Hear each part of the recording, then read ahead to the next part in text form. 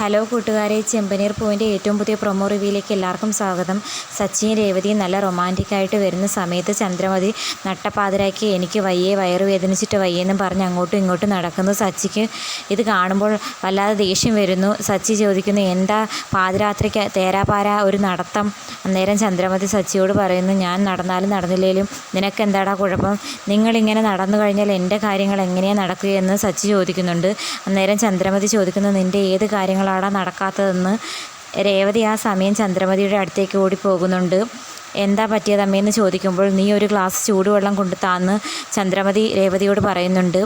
രേവതി ചൂടുവെള്ളം കൊണ്ട് കൊടുക്കുന്നുണ്ട്. സച്ചി ദേഷ്യത്തോടെ പാ മടക്കി ചന്ദ്രമതിയോട് ദേഷ്യത്തിൽ ഓന്നും പറഞ്ഞ് ചന്ദ്രമതിയെ ഒന്ന് പേടിപ്പിച്ചിട്ട് ടെറസിൻ്റെ മുകളിലേക്ക് പോകുന്നുണ്ട്. പിറ്റേ ദിവസം ഭാമയൊക്കെ വരുന്നുണ്ട്. ഭാമ ചോദിക്കുന്നു, എന്താ ചന്ദ്രമതി, എന്താ പറ്റിയതെന്ന് ചോദിക്കുന്നുണ്ട്.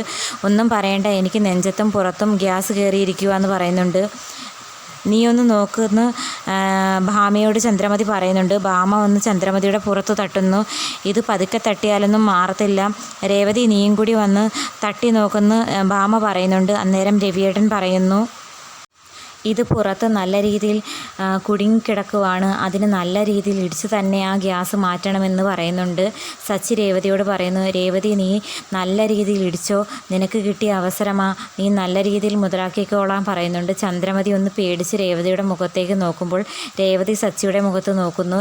രേവതി മടിച്ചു നിൽക്കേണ്ട, ഇടി തുടങ്ങിക്കോളാൻ സച്ചി തമാശ രൂപത്തിൽ പറയുന്നുണ്ട്.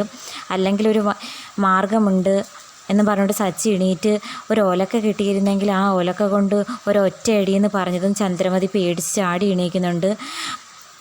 ചന്ദ്രമതി അയ്യോന്നും പറഞ്ഞുകൊണ്ട് ചാടി എണീക്കുന്നത് കാണുമ്പം എല്ലാവർക്കും ഒന്ന് ഞെട്ടുന്നുണ്ട്. മിക്കവാറും ആ എണീക്കുന്ന സീൻ കണ്ടിട്ട് ചന്ദ്രമതിയുടെ ഗ്യാസൊക്കെ പോയി കാണും. അപ്പോൾ ഇന്നത്തെ പ്രൊമോ വീഡിയോ ഇഷ്ടപ്പെട്ടെങ്കിൽ തീർച്ചയായിട്ടും ചാനലൊന്ന് സബ്സ്ക്രൈബ് ചെയ്ത് സപ്പോർട്ട് ചെയ്യണേ.